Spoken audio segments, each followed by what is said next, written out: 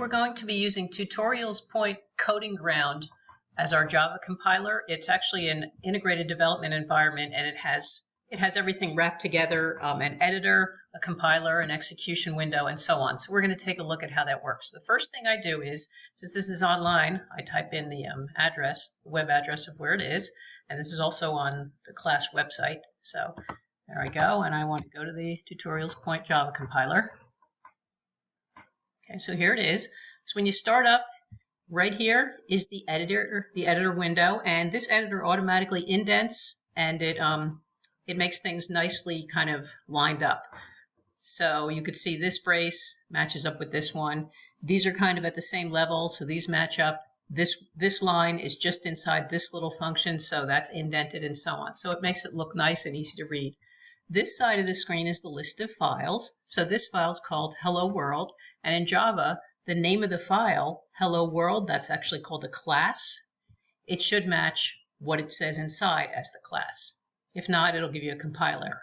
This green screen down at the bottom is actually the execution window. So when I execute this program, I'll see the output of the program on the bottom here. So this Hello World program or class comes up automatically when you start up Coding Ground, so we're just going to work with it, and we're going to use this as our example. So the first thing I do with a program when I've already coded it, or pretend you've already coded it, I compile it. So I hit the compile button. You can see down here, Java C, that's the Java compiler. It compiles this into a class. We don't have to see that, but we can execute the class. So now I hit execute, and the output is Hello World, just like it says. It says print out Hello World. It printed out Hello World. This is the command line that it used to execute the Java program. You don't really need to worry about that, but you can see that the output is correct. Okay, now suppose I want to add a line. Suppose I want to change this a little. Let's do,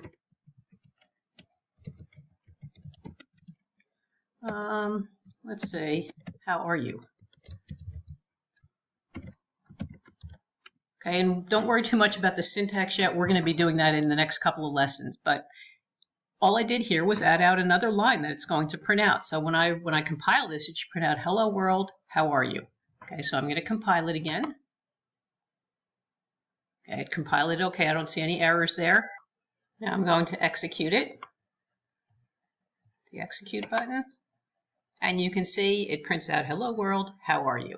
Okay, so now I want to try to save this thing. I'm done with it because one important thing you have to remember in Coding Ground, we don't have, if you just use the standard free option, which we're using, after 10 minutes of inactivity, it'll just kind of time out. So you have to make sure if you're going to leave your terminal or your laptop for about 10 minutes, you have to save it. So what I'm going to do first is I'm going to save this, and we're going to save it right into Google Drive. Everyone should have a Google Drive account. Okay, so the first thing I'm going to do is rename my project, because you can see right now the name of the project is new project dash whatever this is, the date, I guess. And there may be more than one of those, so I'm not going to use that. I'm going to rename it. I'm going to rename it. Maybe I'll rename it Hello. Okay. It might be good to match the name to the class, but you don't necessarily have to. Well, why don't I? I'll just name it Hello World. But it's not required. These two names are required to be the same. The name of the Java file and the name of the class inside the Java file. The project name doesn't have to be the same, but why not make it the same just to make it easier? Okay, so there's my new name. And you can see right here it's Hello World. So now I'm going to save it. Save project. Look, it says you could save it at Google Drive. Okay, now it's going to try to hook up to Google Drive. If I'm not logged in already, it'll prompt me to log in. Let's see if I'm logged in. Oh, I guess I am. It's already saving it. It didn't even prompt me. Okay, so I am logged in, and that's what I expected. I'm logged into my account. It saved it. Okay, so it saved it on my Google Drive in a folder called Coding Ground and a subfolder called Hello World. Okay, so that's good. Now let's pretend we're done with this. Let's close this. Let's get rid of this. Let's, I don't really have to do anything with that. Okay, so now what I want to do is, suppose I want to exit out of here, because I'm going to do this, I'm going to continue tomorrow. Okay, so I'm shutting down my system. Okay, there it is. I shut down. I'm back there. So now what I'm going to do, pretend it's tomorrow now. I'm going to go back into the compiler. slowly. Okay, so there it is. Gives me this default hello world, but I don't really want that, so I'm just going to get rid of this because that's annoying.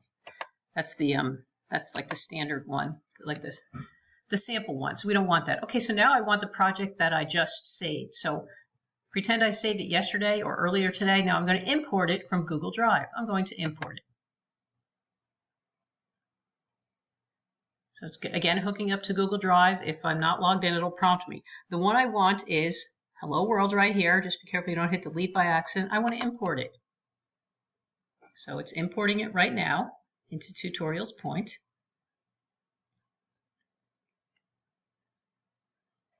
Okay, so it seems to take a long time for a small file, but it's probably just the network that's slow.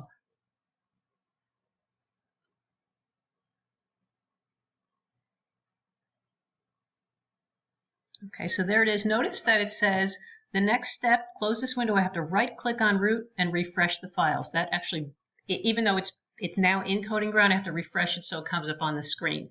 And remember, right click, especially if you're on, well, if you're using Chromebooks, the right click is a 2-finger tap. So we're going to go to root. I'm going to highlight root. There we are. We'll do the 2-finger tap. Whoops. There it is. Okay, so it wants me to refresh. I go to the bottom, and there are my 2 files. Remember, Java is the one that I coded, and class is the one that I compiled. Let's make sure it's mine. It should have that second line in it if it's mine. Yeah, there it is. Remember, I added in the line, hello, how are you? And then I saved it, so it's really mine. So I could recompile it if I want. I don't necessarily have to because the class file's already here. Now remember, as of the last time I used it, I haven't made any changes. So let's just execute it and see what happens. Okay, so there it is. And that's basically how you compile and edit and execute a simple Java program using this Coding Ground compiler and execution environment. There may be cases in the future where we have a project that's made up of more than one file, and in that case, what I would have to do is I would have to change the compile options. See right here, this says Java and it has a couple of flags there and it says hello world. It's telling you that's the execution command because that's what I put everything in. That's the executable I told it to put everything in. In this case, when I compile, it's just telling to compile hello world.java. If there were 2 files that happen to go together in one project, which we may see later, as I said, I would just put those 2 file names on there and update the command option. So those are the basic things you need to know about using the Coding Ground Java compiler, and we're going to be practicing with that for the next couple days.